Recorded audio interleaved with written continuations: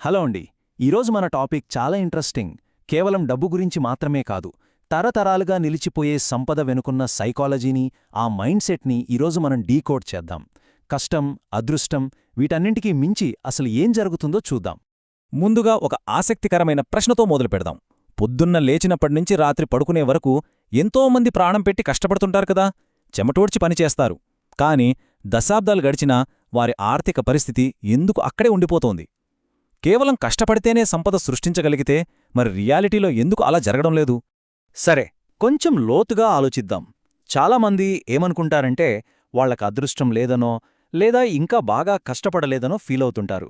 కాని రియాలిటీ ఏంటంటే ఇక్కడసలు game changer అదృష్టం కాదు, ఒక మనిషి ఆలోచనా విధానం, వాళ్ల సైకలాజికల్ ఫ్రేమ్వర్క్, తీసుకునే నిర్ణయాలు. తెలివితేటలు అందరికీ ఉంటాయి, కాని వాటిని నడిపించే ఆ మైండ్ సెట్ దగ్గరే అసలైన మ్యాజిక్ దాగి ఉంటుంది. ఆ మైండ్ సెట్ డిఫరెన్స్ ఎలా ఉంటుందో చూద్దాం. ఒక సగటు ఆలోచన ఎలా ఉంటుందంటే, ఈరోజు నేను ఎంత సంపాదించగలను అని ఆలోచిస్తారు. అంటే జస్ట్ ఈరోజు గడిస్తే చాలు అనుకునే సర్వైవల్ థింకింగ్ అనమాట. కాని అదే ఒక సంపన్న మనస్తత్వం ఉన్నవారు ఎలా ఆలోచిస్తారంటే, ఈరోజు నేను పెట్టే పెట్టుబడి లేదా వెచ్చించే సమయం వచ్చే 10 ఏళ్లలో ఎలా కాంపౌండ్ అవుతుంది అని లాంగ్ టర్మ్ విజన్తో ఉంటారు.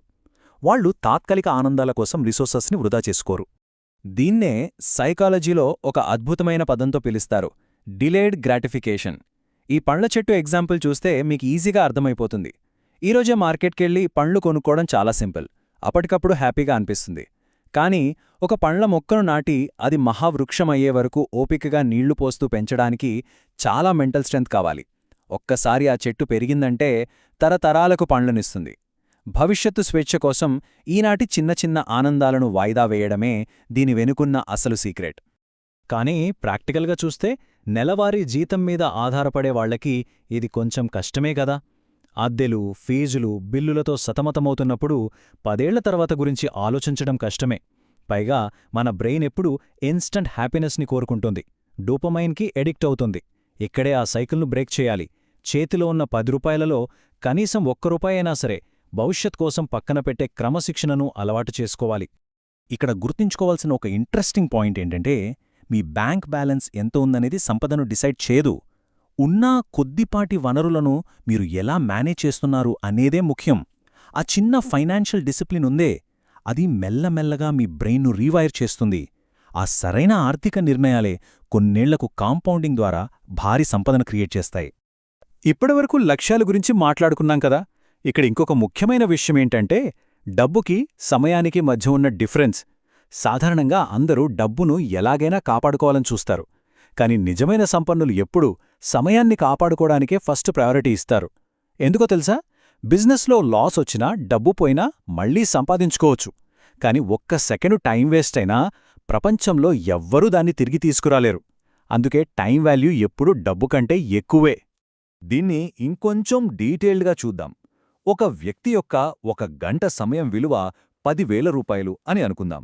అంటే ఫుల్ ఫోకస్తో ఒక పర్ఫెక్ట్ స్ట్రాటజీతో పనిచేస్తే ఆ 1 గంటలోనే 10,000 రూపాయల రాబడిని క్రియేట్ చేయగల కెపాసిటీ ఆ సమయానికి ఉందన్నమాట.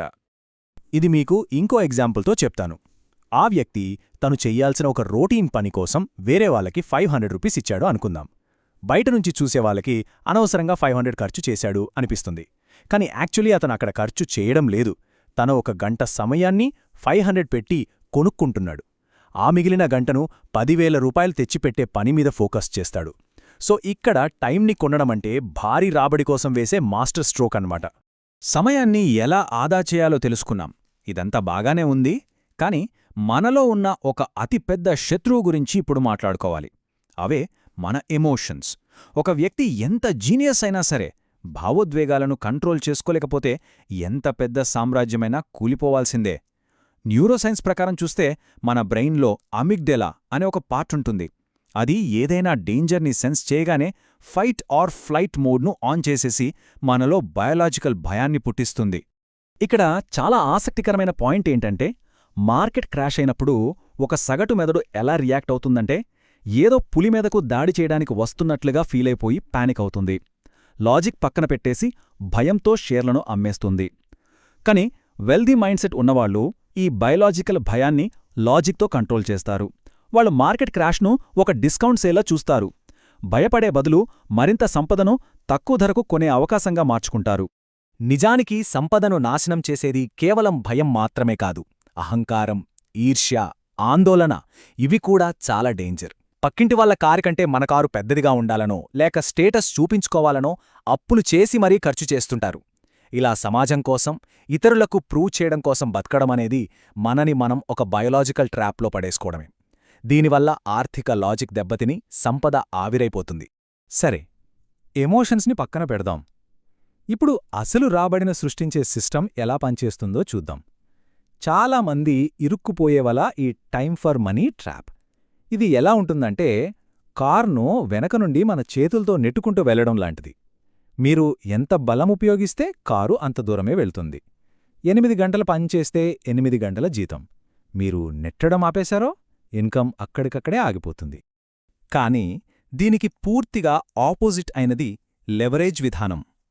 ఇక్కడ కారును నెట్టడానికి బదులు ముందుగా ఒక పవర్ఫుల్ ఇంజిన్ను డిజైన్ చేస్తారు, దాన్ని ఆటోమేట్ చేసి స్టార్ట్ చేస్తారు, ఆ తర్వాత ప్రశాంతంగా స్టీరింగ్ పట్టుకుని ఆ సిస్టమ్ను జస్ట్ గైడ్ చేస్తారంతే. ఇంజిన్ దానంతటే రన్ అవుతుంది. వీళ్ల ప్రమేయం లేకపోయినా ఆదాయం వస్తూనే ఉంటుంది. ఈ ఓనర్షిప్ వల్లే రియల్ వెల్త్ క్రియేట్ అవుతుంది. మరి రియల్ వరల్డ్లో ఈ ఇంజన్లు ఎలా ఉంటాయో తెలుసా? అవి ఒక బిజినెస్ కావచ్చు, స్టాక్ మార్కెట్లో ఇన్వెస్ట్ చేసిన షేర్లు కావచ్చు, అద్దెలు తెచ్చే రియల్ ఎస్టేట్ కావచ్చు, లేదా ఒక్కసారి డెవలప్ చేస్తే ఎప్పటికీ సేల్ అయ్యే సాఫ్ట్వేర్ ప్రాడక్ట్ కావచ్చు. టైమిచ్చి డబ్బు సంపాదించడం ఒక పద్ధతి అయితే, ఇలాంటి సిస్టమ్స్ ద్వారా డబ్బు సంపాదించడం అసలైన మార్గం. అయితే ఇక్కడో చిన్న ట్విస్ట్ ఉంది. ఒక సూపర్ ఇంజిన్ తయారు చేసినంత మాత్రాన లైఫ్ లాంగ్ కూచొని తినలేం గదా. ఎందుకంటే టెక్నాలజీ, మార్కెట్ పరిస్థితులు ఎప్పటికప్పుడు మారిపోతూ ఉంటాయి. ఆ ఇంజిన్ను టైంకి తగ్గట్టు అప్గ్రేడ్ చేయకపోతే ఏమవుతుంది? మెల్లగా తుప్పుపట్టి పనికి రాకుండా పోతుంది. కాలేజ్ డిగ్రీ రాగానే నా చదువు అయిపోయింది అనుకోవడం ఒక సగటు మైండ్ సెట్ చేసే అతిపెద్ద పొరపాటు. నిన్న పనిచేసిన స్కిల్స్ రేపటికసలు పనికిరావు. అందుకే ధనవంతులు ఎప్పటికీ విద్యార్థులుగానే ఉంటారు. ఎప్పుడూ కొత్త బుక్స్ చదువుతారు, హ్యూమన్ సైకాలజీని అర్థం చేసుకుంటారు, గ్లోబల్ ఎకానమీ ఎటు వెళ్తోందో అబ్జర్వ్ చేస్తూనే ఉంటారు.